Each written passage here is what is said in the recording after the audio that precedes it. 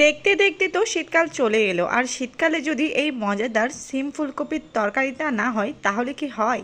তো চলুন আজকে সবাইকে খুবই মজাদার সবজিটি রান্না করে দেখাবো।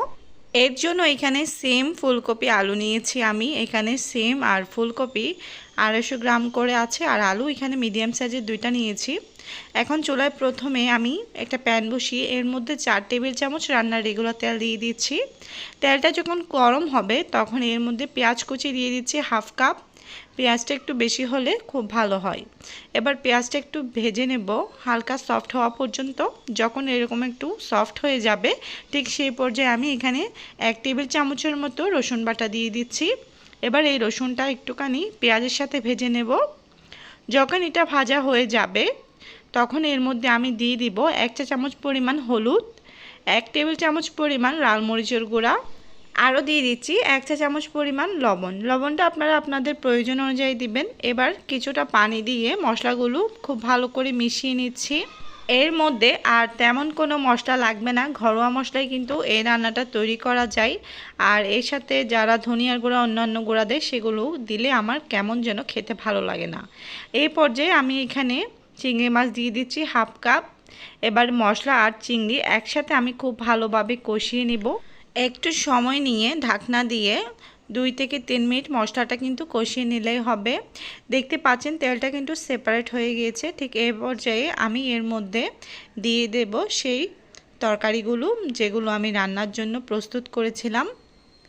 দিয়ে দিচ্ছি প্রথমেই এখানে সিম, সেই সাথে ফুলকপি, আর দিয়ে দিচ্ছি আলু। সব কিছু একসাথে খুব ভালো করে দিয়ে নেড়ে চেড়ে মিশিয়ে নেব। সব কিছু যখন একসাথে খুব ভালোভাবে মেশানো হয়ে যাবে তখন আমি এখানে ঢাকনা দিয়ে দিচ্ছি, আর এটা খুব ভালোভাবে মজে আসা পর্যন্ত ওয়েট করব।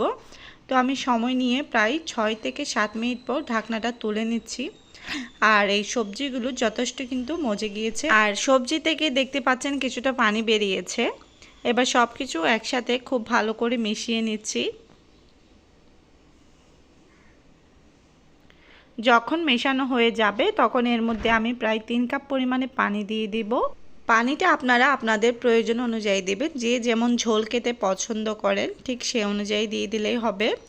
এবার আমি এর মধ্যে দিয়েছি টমেটো। এখানে 2টা বড় সাইজের টমেটো এভাবে কাট করে নিয়েছি।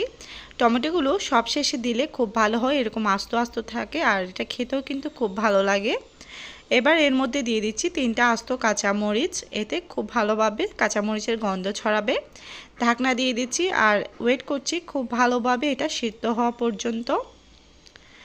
আমার এই তরকারিটা কিন্তু অলমোস্ট সিদ্ধ হয়ে গিয়েছে, আর এর মাঝে কিন্তু আমি বেশ কয়েকবার ঢাকনা তুলে এটা নেড়েচেড়ে মিশিয়ে দিয়েছিলাম।